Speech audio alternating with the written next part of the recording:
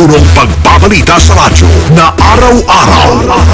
Pinakikinggan sa Luzon, Visayas at Mindanao. KBP Golden Dove Best News Program.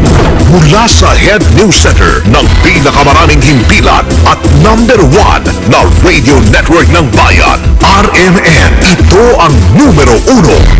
RMN News Nationwide. RMN News Nationwide. Kasama ang KBP Golden Dove Best Newscaster, Weng de la Peña, at ang maasahang broadcaster, Buddy Oberas. RMN News Nationwide. RMN News Nationwide. Headlines. Ngayong umaga sa RMN News Nationwide. Bilang ng kumpirmadong patay sa bangis ng bagyong Yolanda, sumampa na sa 229. Pero ang Philippine National Police naniniwalang aabot ito sa 10,000. State of emergency dineklara sa buong Tacloban City. Mga residente nagwawala na, makakuha lamang ng pagkain. Pamunuan ng Senado planong i-donate na sa mga nasalanta ng bagyong Yolanda ang natitirang PDAF ng mga senador. Pope Francis nanawagan ng konkretong tulong sa mga biktima ng pinakamalakas na bagyo sa buong mundo ngayong taon na tumama sa Pilipinas. Headlines. Balitang negosyo natin, ilang generator sets ng Napocor sa Bulacan ipadadala sa Tacloban. Headlines. Balita sa ibayong dagat, sagupaan ng mga police at foreign workers sa Saudi Arabia, 2 na ang iniwang patay. Buong bansang pagsasarang boses ng balita. RMN News Nationwide. Ikaw ba ay tutungo ng Cagayan de Oro? For the best hotel accommodation, stay at the VIP Hotel because you are a VIP. Ang pinakamalaking mga balita, abot sa bawat Pilipino, saan man sa bansa. RMN News Nationwide.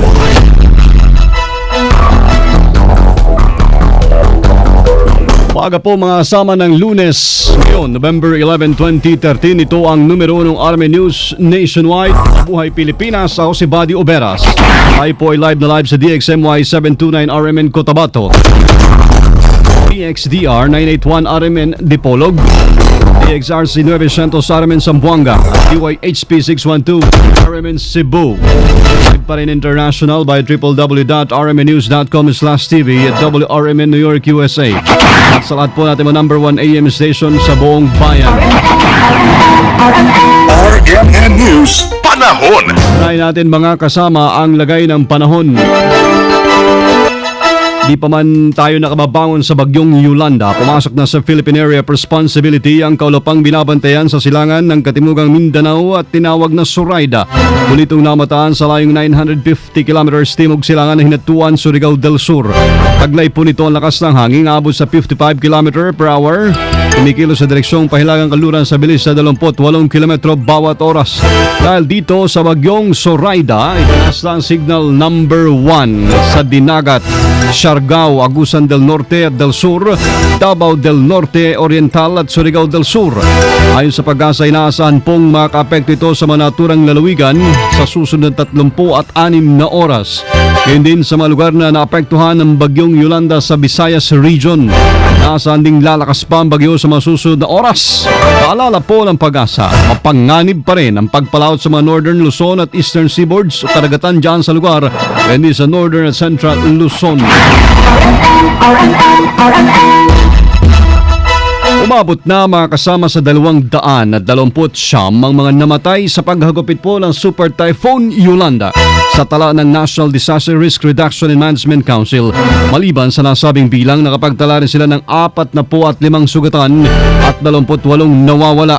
Pumalo rin sa mahigit 2 milyong pamilya o katumbas ng 9.4 milyon na katao ang naapektuhan ng malakas na bagyo mula sa 7,027 na barangay sa bahagi ng Calabarzon, Mimaropa, Bicol Region, Western Visayas, Central Visayas, Region 10, Region 11 at Caraga. nasa 19,551 mga bahay naman ang napinsala kung saan 13,191 dito totally damaged ho. Kaya 6,360 naman yung partially damaged. Tinatay nasa 138 million pesos ang halaga ng pinsala sa agrikultura at infrastruktura sa Mimaropa, Region 5, Region 6 at sa Caraga. Samantala, nagpaliwanag din ang Indramsi hinggil sa hawak nilang maliit na bilang na mga nasawi sa bagyo kung saan taliwas po ito sa lumalabas na balitang nasa 10,000 na yung pinangangambahang namatay. Iginit ng NDRRMC na biniberipika at binavalidate muna nila ang impormasyon bago opisyal na ilagay sa listahan ng mga namatay. Pinangangambahan nga na nasa 10,000 na ang bilang na namatay sa paghagupit ng bagyong Yolanda. Ang bilang na ito ay batay sa tansya ng pamahalaan lokal po ng Leyte. Sinabi ni Police Regional Office 8 Regional Director Chief Superintendent Elmer na base sa pagpupulong nila ni Leyte Governor Domenico Petilla at batay po sa nilang isinagawang assessment, umabot na sa 10,000 katawang nasawi sa nilang lugar. Matatandaan ng Tacloban City ang lubhang naapektuhan ng pagbayo ng Super Typhoon Yolanda. Sa ngayon ay nagpapatuloy pa rin ang kalang search and rescue operation, partikular sa lungsod.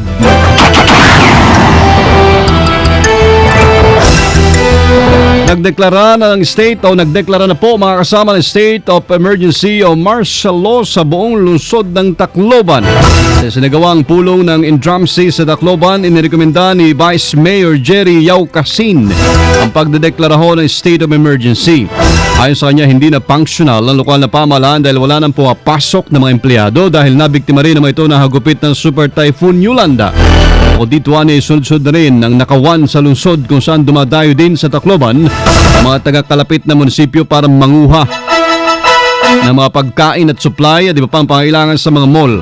Wala na rin anyang sinusunod na batas sa mga residente doon dahil sa gustuhan nilang makakuha ng mga kain para sa kanilang pamilya. Sinabi naman ni Pangulong Noynoy Aquino na kasama rin sa isinagawang pagpupulong ng NDRRMC na maaari niya aksyonan ng hiling na deklarasyon para sa martial law roon basta't may rekomendasyon daw mula sa City Council. Balita tayo, update sa lugar ng mga sinalta ng bagyo mga kasama.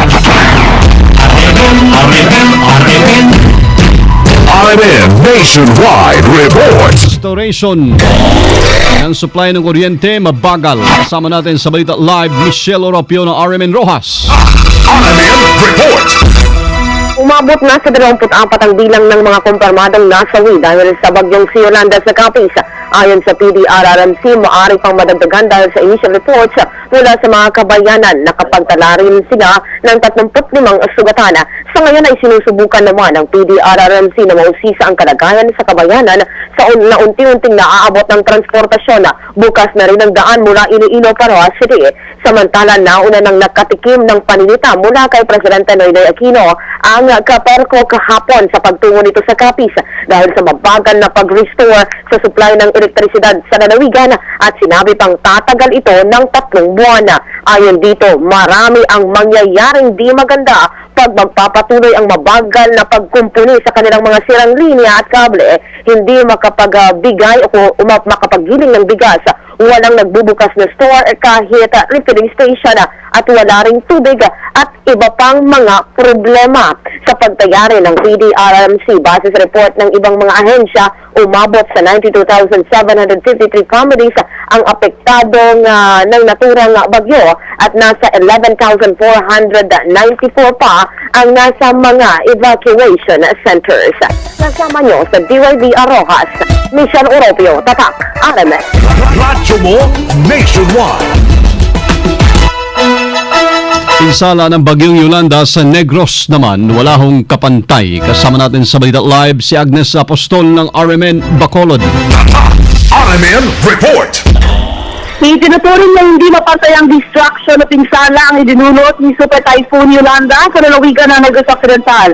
Ito ay kasunod na umabot sa halos 112,955 na ang mga migranteng nag-evacuate at pansamantalang namuhay sa 173 mga evacuation centers sa 29 na lungsod at municipality sa Negros base sa ulat ng provincial government ng Negros Occidental. Ayon kay Governor Alfredo Marian Jr. na ito na ang pinakamalala at pinakamalakas na bagyo kalamidad na tumama sa lalawigan. Base sa record ng Provincial Disaster Management Division o PDMPD, umabot sa halos 700 mga bahay ang nasira dahil kay Yolanda at may isang casualty lamang sa bayan ng Cagayan. Iniulat naman ng Provincial Agriculturist na si Invidia Tabianan kay Governor Marañon ang initial losses sa palay at mais, fisheries at high-value commercial crops ay umabot naman sa 36,739,003 pesos. Sa report naman ni Provincial Engineering Office Head Ernie Mapa, ang absolute value sa nasirang infrastructure ay malalaman sa linggong ito habang patuloy ang assessment na kanilang ginagawa sa epekto ng bagyo sa mga roads and highways, buildings at iba pang facilities sa Negros. Ang PNP na rin sa ngayong nagsibalikan sa kanilang tahanan ang mga nag-evacuate ng mga mamamayan habang nagpapatuloy naman ng relief operations ng provincial government at ng City of Bacolod matapos nag-declare na isa-ilalim sa ang Negros at ang Bacolod sa state of calamity. Kasama mo si HB Bacolod, Agnes Apostol, Tatak, RMN. Radyo mo nationwide. Patay naman sa Palawan mga kasama dahil sa bagyo na dagdagan pa. Kasama natin sa Balita Live, Bedi Sabando ng RMN Palawan. RMN Report. Samantala sa 8 kataong patay dito sa lalawigan ng Palawan as of 6 a.m. ngayong umaga matapos na makita sa nagpapatuloy na search and rescue operation dahil sa pagagupit ng bagyong Yolanda dito sa lalawigan. Bata sa record ng PDRIMC dahil kaya nila na 6 ang kumpirmadong patay sa bayan ng Coron, isa ang nawawala habang 2 ang patay sa Busuanga at meron naman reported na 3 patay sa bayan ng Pulion at isa ang reported sa bayan ng Abutara. So hindi siya napagtatawasan ang sabi na aabot sa 5 bilyong piso ang pinsala sa bayan ng Coron matapos tumasak na sa 80% ng mga panturistang bangka habang wasak din ang karamihang mga bahay, mga hotel at malalaking basahe sa bayan ng Coron. Sa ngayon walang klase ang 2 malalaking eskwelahan sa bayan ng Coron pa dahil nananatili pa dito ang nasa 11,000 na mga evacuees doon. Habang stranded pa naman sa kasalukuyan ang nasa mahigit 400 tripa na bigay sa nasa Maynila. Ito dahil wala pa rin biyahe ng aeroplano sa may Busuanga Airport dahil sa pagkakasira naman ng signal ng kanilang tower control. Sa Armen Palawan, sa Bando, Patak, Armen. Radyo mo nationwide. Sa ibang balita, mga kasama, hinimok po ni Senate President Franklin Drilon si Paulong Noynoy Aquino na hikayatin ng mga mambabatas na i-donate na lamang ang kanilang natitirang Priority Development Assistance Fund sa manasalanta ng Super Typhoon Yolanda. Ayon kay Drilon, makakaipon daw sila ng 12.27 billion pesos kung papayag ang mga mambabatas na ibigay na lamang ang natitirang pork barrel bilang pandagdag sa calamity fund. Anya, nasa diskresyon na ni Paulong Aquino kung gagalawin ba nito ang pondo o hindi. Pero kung siya masusunod, mas gugustuhin ba daw niyang ipagamit ang pera sa mga binayo na malakas na bagyo. Kung narito ibaba na lamang sa 1 bilyong piso ang contingency fund ng Pangulo, habang pumalo naman sa 6 billion pesos ang pondo para sa social fund. Na nawagan mga kasama si Pope Francis sa buong simbahang Katolika ng konkretong tulong para sa manasalanta ng Super Typhoon Yolanda sa Pilipinas. Sa harap ng tinatay nasa 60,000 kataong dumalo sa traditional Sunday Mass sa Vatican, pinabot ho ng Santo Papa ang panalangin para sa mga Pilipino na apektuhan ng malakas na bagyo. Sinabi ng kanyang kanang kamay na si Secretary of State Pietro Parolin na ipinabot na rin ng Santo Papa ang mensahe at pakikiramay kay Paulong Noynoy Aquino sa sinapit ng Pilipinas sa hagupit ni Yolanda. Ang bagyong ito ay may international name na Haiyan ng pinakamalakas na bagyong tumama sa buong mundo kung saan nag-iwan siya ng malaking pinsala sa mga lugar na dinaanan.